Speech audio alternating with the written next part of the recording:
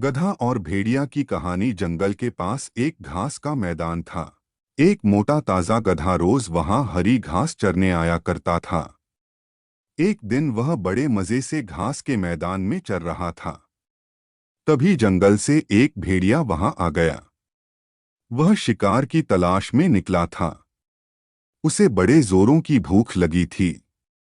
गधे को देख वह बड़ा खुश हुआ और सोचने लगा, इस गधे का शिकार कर कई दिनों के भोजन का बंदोबस्त हो जाएगा।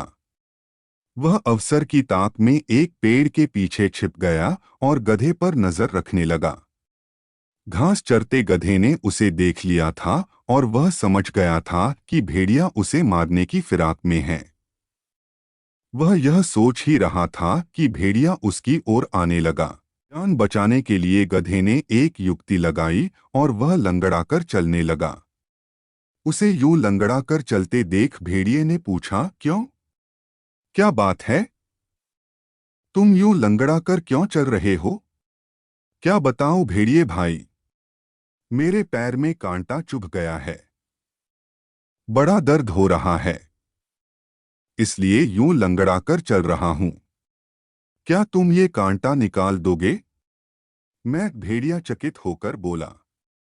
मैं जानता हूं भेड़िए भाई, तुम मुझे खाने के बारे में सोच रहे हो, मगर जब तुम मुझे खाओगे तब ये कांटा तुम्हारे गले में अटक सकता है, इसलिए इसे निकालना जरूरी है। भेड़िए ने सोचा, गधा सही कह रहा है। खाते समय मैं बेकार की मुसीबत क्यों मोल लूं? इसका कांटा निकाल ही देता हूं, फिर इसे मारकर मजे से खाऊंगा। वह बोला, जरा दिखाओ तो तुम्हें कहाँ कांटा चुभा है। गधे ने अपना पैर उठा दिया। भेड़िया उसके पैर के पास गया और कांटे को ढूंढने लगा।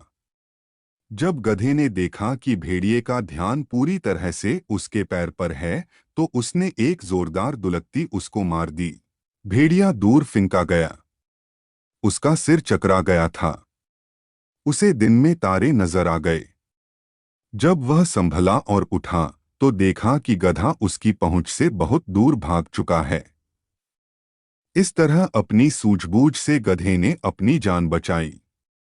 भेड़िया सोचने लगा, जो काम मेरा नहीं बल्कि वैद्य का था, अर्थात कांटा निकालने का काम, उसे करने के चक्कर में मैंने दुलत्ती भी खाई और अपने शिकार से हाथ धो बैठा। आइंदा से उस काम में कभी हाथ नहीं डालूंगा जो मुझे नहीं आता। सीख, विपत्ति के समय सूझबूझ से काम लें। जो काम अपना नहीं है उसमें जबरदस्ती दखल न दें, अन्यथा लेने के देने पड़ जाएंगे।